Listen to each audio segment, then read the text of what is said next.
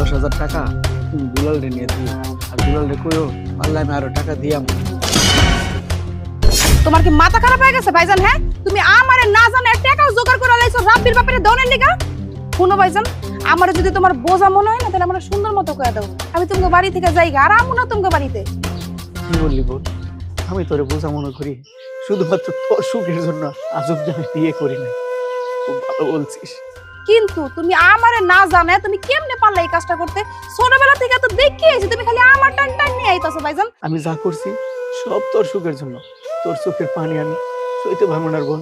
আরে জাগা কেন, আমার যা কিছু আছে সবকিছু যদি বিক্রি করে দিই তাও তোর আমি কষ্ট পাইতে দেবো না, আমি সব দিয়ে দেবো সব। শুনো ভাইজান, আমারে নিয়ে তোমার এত চিন্তা করার কোনো দরকার নেই। আমি আমার পোলারে লইয়া সুখে শান্তিতে সুন্দর মতো জীবন যাপন করতে পারবো। আমার জীবনে আমার স্বামীর কোনো দরকার নেই। ফোন করে বলিস না।